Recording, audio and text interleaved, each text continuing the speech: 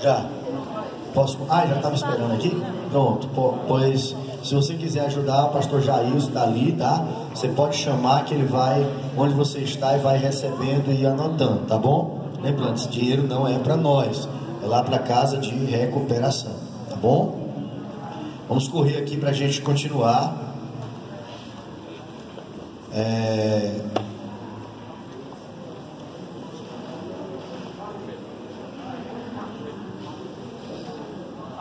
Paulo agora começa dizendo, ainda no capítulo 1, que o homem deixou de agradecer ao Senhor, né, pelo que Deus fez, e começou na verdade, se desviar. O homem deixou de glorificar a Deus pelo que Ele é. A humanidade teve um comportamento inconsequente, a humanidade teve uma idolatria irreverente. Em resposta a isso, vem a retribuição de Deus sobre a humanidade, em Romanos 1, 24 ao 32, você pode acompanhar. O juízo mais severo de Deus é dar ao homem o que ele quer. Se você ver o verso 24, 26, 28, diz assim, pelo que Deus os entregou às concupiscências de seus corações e à imundície, para desonrar seus próprios corpos entre si. Então, na verdade, o maior juízo de Deus sobre o homem é entregar o homem aos seus próprios desejos impuros, lascívios e imorais. Tá certo?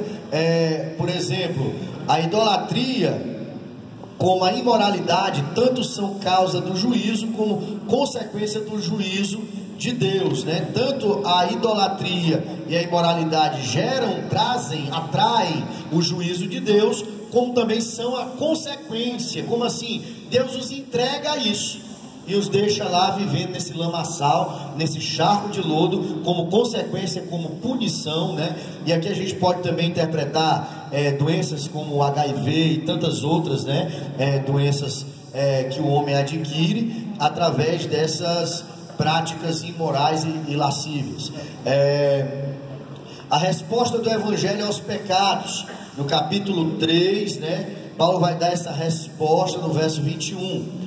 No capítulo 2, Paulo afirma que os judeus também estão perdidos, não só os gentios. É que ele se dirige não mais à raça humana, mas ele se dirige aos gentios. Ele começa a dizer que eles estão perdidos. Aí ele fala que eles receberam um privilégio, mas o privilégio que eles receberam não os isenta da justificação mediante a fé. Paulo argumenta que tanto o gentio como os judeus são culpados diante de Deus, em virtude da revelação que receberam. Uma a revelação da lei, outro povo a revelação natural, através da natureza. Por não viverem de acordo com a revelação recebida, ambos são indesculpáveis diante de Deus. Paulo afirma que o juízo de Deus aos críticos moralistas ou aos religiosos é inevitável. No capítulo 2, do 1 ao 4, ele é bem claro quando diz isso. Portanto, és indesculpável quando julgas, ó homem, quem quer que seja, pois te condenas a ti mesmo naquilo que tu julgas o outro, porque tu que julgas fazes o mesmo. Então ele começa aqui mostrando até o verso 4 que o judeu também não escapa. Paulo alerta o judeu moralista para que ele não caia em 4 armadilhas. A primeira armadilha da projeção, né? A segunda armadilha, a armadilha da miopia espiritual, condenar os outros naquilo que eles fazem, não olhar para eles mesmos. Terceira armadilha da falsa segurança, achar que Deus perdoaria os seus pecados, porque eles eram um povo escolhido de Deus, mas que condenaria ao fogo eterno, ao juízo eterno, os gentios que eram um povo, segundo eles, aspas, sem Deus.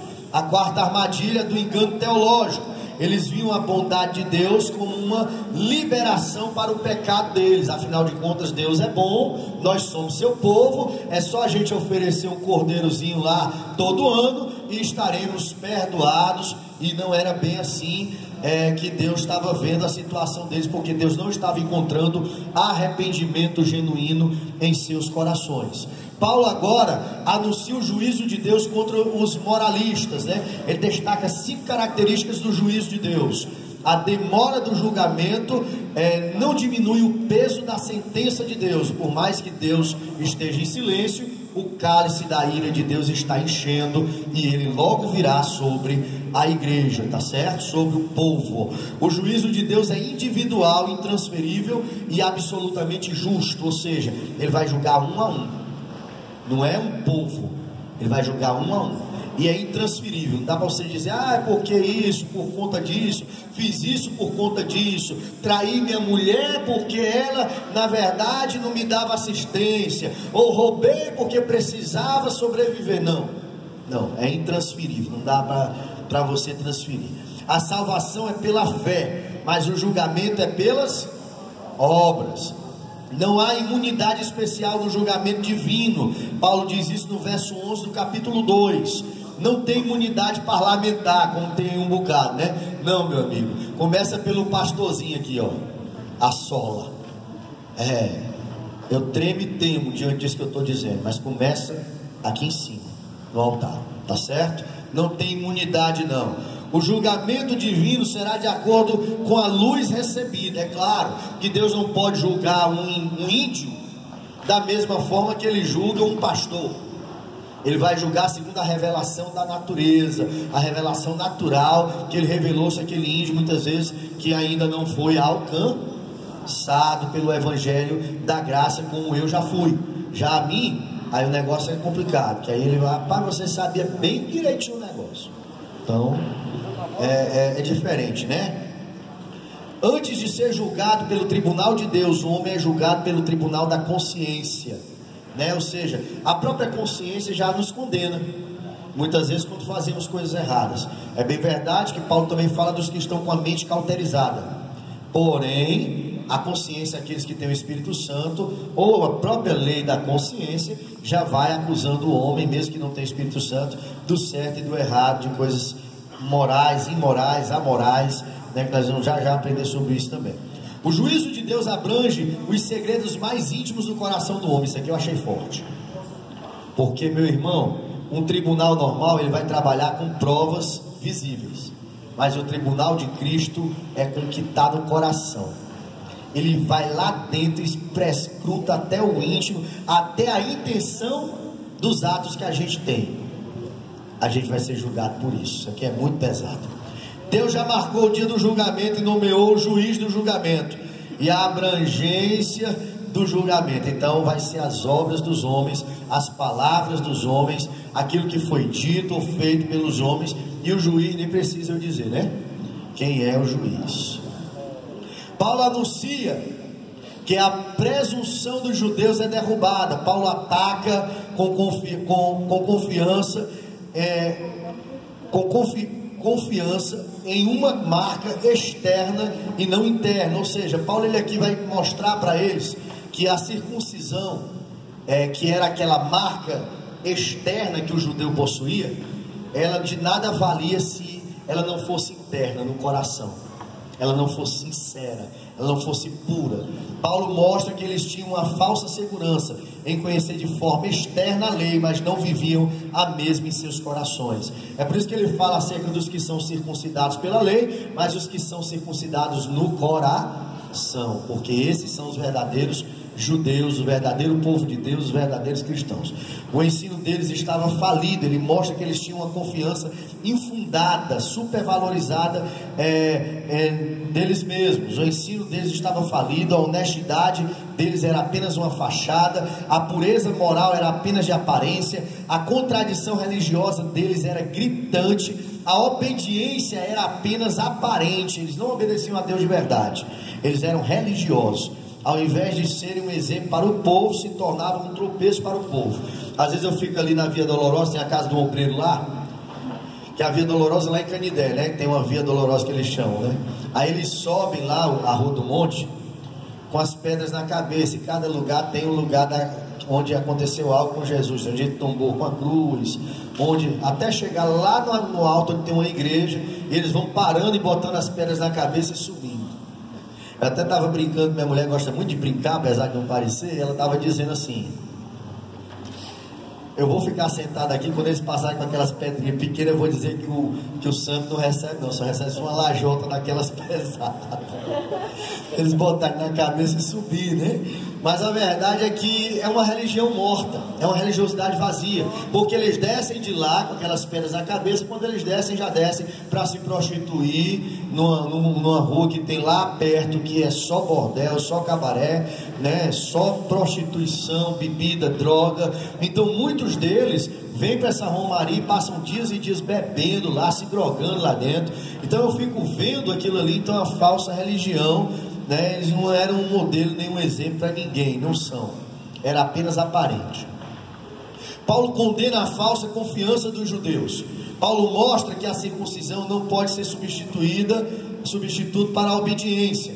A circuncisão deveria ser um sinal externo de uma transformação interna, como o batismo também, não é verdade? Então, quando eu desço ali as águas do batismo, aquilo ali na verdade, um exemplo de algo que já deve ter acontecido na minha vida, como é que eu posso dizer? Uma simbologia de algo que já deve ter acontecido na minha vida.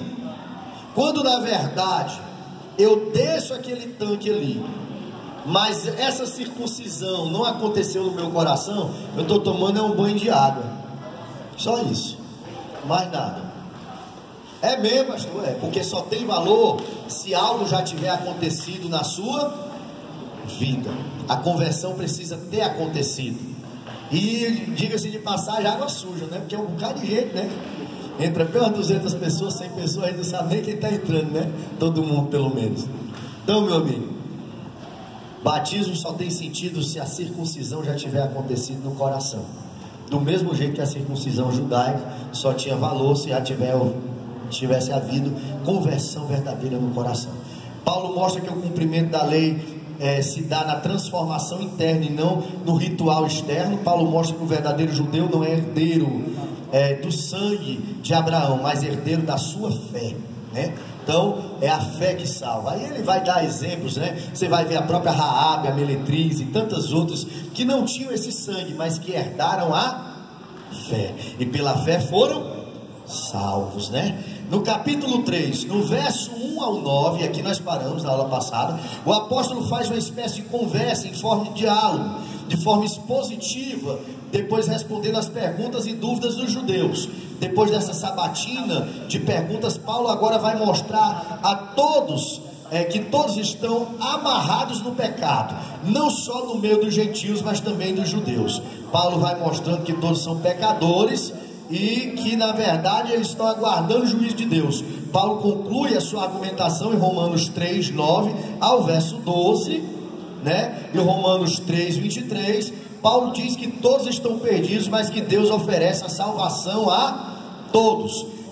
Então nesses 3 primeiros capítulos, Paulo fala da perdição de todos os homens para lançar base da necessidade do Evangelho. Depois que Paulo encerra com todos no pecado, agora ele nos apresenta a justificação pela fé, a partir do capítulo 3, verso de número 21 da epístola aos Romanos. Tendo provado sua primeira tese, a culpa da raça humana, agora o apóstolo mostra que a salvação é alcançada não por mérito humano, mas nem mediante as obras da lei, mas recebida pela graça por meio de Cristo. E agora Paulo vai explicar a maravilhosa doutrina da justificação. Então do verso de número 3, 21, ele começa a explanar a doutrina da justificação. A justificação é diferente da santificação. Não é um processo, mas um ato. É importante a gente entender isso. Quantos aqui já ouviram essa palavra justificação? Quantos aqui têm consciência que já foram justificados? Pronto. Há uma grande diferença da justificação para a santificação, para a regeneração, e nós precisamos entender cada uma dessas doutrinas na Bíblia. Não há graus ou níveis na justificação, ou seja, todos os salvos estão justificados da mesma forma. Já a santificação não, ela é um processo gradativo, né? Você vai, né? Tem uns que estão mais santificados, outros menos santificados, mas a verdade é que nós somos justificados não pelas nossas obras, mas pela obra do próprio Cristo por nós. A base da justificação é a obra expiatória da cruz. O instrumento de apropriação da justificação é a fé em Jesus Cristo. O resultado da fé e da justificação é a paz com Deus. A natureza da justificação: a justificação é a manifestação da justiça divina. Romanos 1,17 diz que do céu se manifesta a ira de Deus contra todos os filhos da desobediência, todos os filhos do pecado, todos aqueles que estavam perdidos no pecado. Então Deus é justo, Ele não pode tolerar o mal. Como Deus é santo, Deus é justo, Ele precisava que para o homem estar diante dele fosse assim um homem justificado. Só que o homem não tinha como apresentar-se diante de Deus pelas suas próprias obras de justiça. E aí carece que Cristo nos justificasse através do seu sacrifício. O pecado separa o homem de Deus, ele não pode aproximar-se de um Deus santo, nem cumprir as exigências da lei. Paulo mostra que nem os que guardavam a lei, nem o povo gentil conseguia fazer isso. Então nenhum era justificado. Então, como nosso substituto, Cristo morreu em nosso lugar, sofreu o duro golpe da lei, bebeu sozinho o cálice amargo da ira de Deus e morreu a morte vicária em nosso favor. A lei foi cumprida, a justiça foi satisfeita e nós fomos justificados. Eu vou explicar um pouquinho melhor. A justificação é um ato legal e não um processo existencial. Toda a justiça de Cristo foi creditada na nossa conta. É como se o Rogério não tivesse um tostão na conta dele e de repente eu ligo e digo assim: Rogério, aqui é da Loteria Federal, eu estou depositando 15 milhões na tua conta. Mas eu nem joguei, não tem problema, Rogério. Você participou de um sorteio aqui pelo CPF e você agora está rico, não é mais pobre. O Rogério fez alguma coisa para merecer esse dinheiro? Não. Sim ou não? Não, mas ele recebeu, ele foi escolhido para isso. A justificação é mais ou menos isso. A justiça de Cristo, toda a bondade de Cristo, toda a justiça de Cristo, toda a santidade de Cristo, todo o amor de Cristo, toda a perfeição de Cristo foi creditada na nossa conta. Como assim? Quando Deus olha para nós, olha para o Silvério, Ele não vê mais o drogado, Ele não vê mais o homem pecador, Ele não vê mais o miserável pecador, mas Ele vê Cristo na cruz por ele. Ele vê que aquele homem não merecia, mas ele foi justificado, e o preço que foi pago por ele é aceito por Deus. Agora não mais como um ritual anual, como era para o povo judeu, mas em uma única vez, como soma de todos os sacrifícios. Isso é muito tremendo. A justificação não acontece no nosso coração, mas no tribunal de Deus. Ela é diferente da regeneração. Ela é diferente dos outros processos, como a santificação. A justificação é Deus olhar e dizer assim: está absolvido, Rogério, pronto, não me deve mais nada, alguém pagou a conta. Não é o diabo que ia, na verdade tinha o poder da promissória sobre nós, porque nós não afrontamos o diabo, nós afrontamos o próprio Deus. Eu vi pregador dizendo: porque nesta noite Deus manda te dizer, e começa a pregar e começa a falar: Satanás estava lá e tinha uma promissória com o teu nome escrito nela, e Satanás ia cobrar e tal, e aquele negócio todo. Ei, deixa eu explicar. Nós ferimos a santidade de Deus, de um Deus santo, não foi do diabo. A nossa dívida era com Deus, não era com o diabo. O diabo apenas ia fazer o que ele sabe fazer: matar, roubar e destruir. Então quem nós ferimos foi um Deus santo, quem nós desobedecemos foi um Deus puro. É esse Deus que nos justificou. Chegou e disse: Rogério, não me deve mais nada, pode ir embora, está livre. Foi isso que ele fez. A justificação é isso. A justificação não é uma obra de Deus, não é uma obra que Deus faz em nós, mas por nós. A justificação é um ato legal e florense de Deus. A justificação não acontece em nós, mas fora de nós. É fora. A justificação é um ato declaratório e não uma infusão da graça. Como assim? Nenhum homem pode ser justificado por aquilo que é.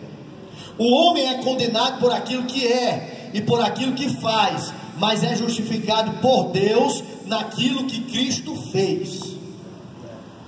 Porque pelo que você é, pelo que você faz, a única coisa que você conseguiu, e eu também, foi ser condenado. Agora, pelo que Cristo fez, eu e você fomos absolvidos. Quando Ele olha para nós, Ele não olha nós, a nossa afronta, o nosso pecado. Não, Ele olha o seu Filho, o Cristo, o Santo, o perfeito, que morreu na cruz por nós. Isso é o que faz com que você dobre os teus joelhos e a tua oração suba. Isso é o que faz com que você seja agradável a Deus, não por você, mas por Ele. Sim, Felipe, professor. Ele não se torna justo, é declarado. É declarado justo. Muito bom, muito importante, professor. O crente não se torna justo, ele é declarado por Deus justo. Eu acho que está até aqui, eu não sei, vou dar uma olhada. Então assim, você foi declarado justo. Não é que você se tornou justo nos seus atos de justiça. Porque quando eu digo me tornei justo, aí assim, eu sou justo, eu fiz por merecer isso. Não, você foi declarado justo. Você foi declarado rico. Então é isso que eu tenho que entender. A justificação é um ato judicial de Deus, no qual Ele declara, sobre a base da justiça de Cristo, que todas as ordenanças da lei estão satisfeitas quanto ao pecador. O preço foi pago pela dívida. A alma que pecar, essa morrerá. Era essa a lei. Então o homem precisaria morrer pelos seus pecados, mas alguém veio e morreu, pagou a dívida, saldou a dívida, quitou a dívida. O cheque da promissória que te condenava foi rasgado na cruz do Calvário. Teus pecados foram perdoados. Você foi justificado. Foi declarado justo. A justificação não é um mero perdão, mas a remoção de toda a culpa e condenação. A justificação divina é bem mais que um simples perdão. Preste atenção nisso, isso é lindo. Quando Deus perdoa o pecador, Ele diz: seus pecados estão perdoados, eu não irei mais lhe punir. Mas quando Deus justifica, Ele olha e diz assim: eu não tenho nem do que lhe perdoar, você já foi justificado. Eita Deus. É diferente, irmão.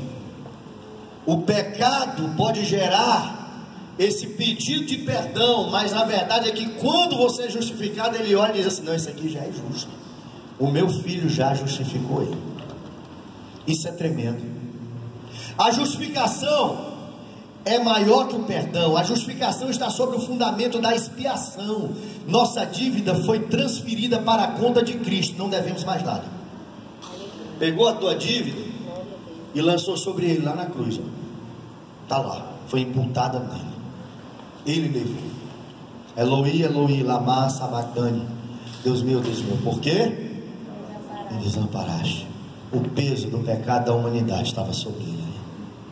O Deus que era santo não podia ter um contato com aquilo que era perfeito. A glória de Deus consumiria o pecado sobre o corpo de Cristo depositado. Isso é muito tremendo. Toda a justiça de Cristo foi creditada na minha conta. Na justificação, Deus, sem mérito algum nosso, isso é importante, por pura graça, favor imerecido, nos transfere a perfeita justiça e santidade de Jesus. Nós não merecemos. Você não merece, eu não mereço, ninguém merece. Judeu não merece, gentil não merece. Foi imputado. Creu pela fé? Aceitou pela fé? O Filho de Deus, creu que Ele morreu pelos teus pecados pela fé? Pode ter certeza disso. Foi justificado. Paulo afirma que Cristo é o autor da nossa justificação, no capítulo 3, verso 24. A justificação é sem lei. A justificação é mediante a fé em Cristo. A justificação é para todos os gentios. A justificação é pela graça. A justificação foi dada por um alto preço. A justificação foi feita em perfeita justiça.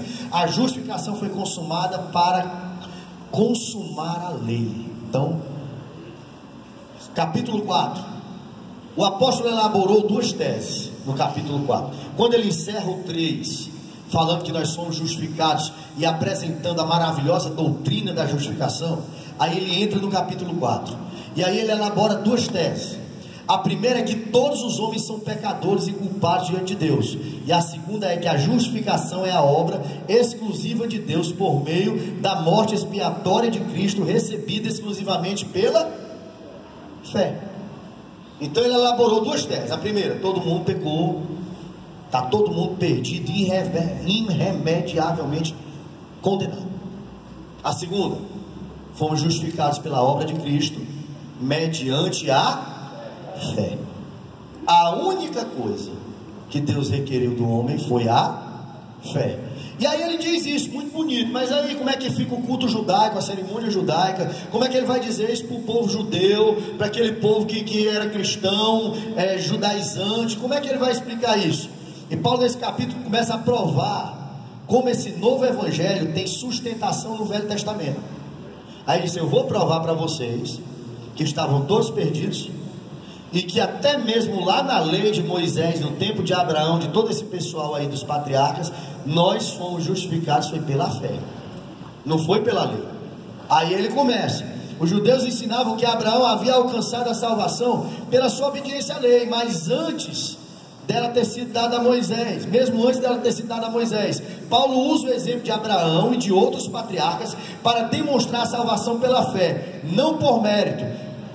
Desde a velha aliança. Agora o apóstolo vai nos ilustrar como a justificação acontece. Paulo agora vai nos falar da redenção de Abraão pela fé. Paulo fala de Davi, de Abraão, dos judeus que foram salvos pela fé, pela fé, não pela lei, pela fé no Messias e não pela lei. Ele começa a argumentar e mostrar para eles isso, certo? No capítulo 5, é interessante que eu até falando sobre Abraão e essa fé, eu já citei aqui o exemplo de Raabe, a meretriz, e de tantos outros, né, que também foram salvos mediante a fé e que não tinham contato nenhum com a lei de Moisés, mas que Deus usou de misericórdia para com eles. No capítulo 5, Paulo agora começa a nos falar dos frutos da justificação: paz no passado, graça no presente, glória no futuro. Paulo faz uma comparação entre Adão e Cristo e os efeitos da salvação e da justificação. Então, na metade do capítulo 3 e nos capítulos 4 e 5, ele fala da justificação pela fé. E ele mostra no capítulo 5 que Cristo é o segundo Adão. O primeiro Adão caiu no jardim. O segundo Adão, que é Cristo, triunfou no deserto. O primeiro Adão é da terra, o segundo Adão, que é Cristo, é do céu. O primeiro Adão introduziu no mundo o pecado e a morte. O segundo Adão, que é Cristo, trouxe ao mundo a justiça e a imortalidade. O primeiro Adão foi expulso do paraíso. O segundo Adão nos levará de volta ao paraíso perdido. A obra do segundo Adão foi maior do que a tragédia provocada pelo primeiro Adão. A graça do segundo Adão é maior que o pecado do primeiro Adão. A nossa união com o Adão significa o reinado do pecado. A nossa união com Cristo, o segundo Adão, significa para nós o reinado da graça. Paulo expõe no capítulo 5 de Romanos que a teologia chamada teologia federativa ou teologia federal, ou seja, ele explica que nós herdamos o pecado de Adão. É o que Davi diz, o salmista fala: em pecado foi gerada, em pecado me concebeu minha mãe. Desde que o primeiro Adão pecou, a semente do pecado entrou na humanidade. Quando a gente olha uma criancinha de 1 ano, de 2 anos, a gente diz assim: olha o anjinho, olha o anjinho. Não, nós deveríamos dizer: olha o pecadorzinho, porque a semente do pecado já está dentro dele, já foi transferida por Adão. Nós herdamos o pecado de Adão, e agora veio o segundo Adão, e aí nós herdamos a graça, nós herdamos a justificação, nós herdamos o perdão através do segundo Adão, tá certo? Então, vamos para frente, estou falando assim para dar tempo, irmão. No capítulo 6, Paulo vai nos falar da nova vida que temos em Cristo Jesus. Paulo aqui vai nos falar de algo tremendo. Paulo fala da libertação do pecado mediante a união com Cristo, já que esse Cristo, esse segundo Adão,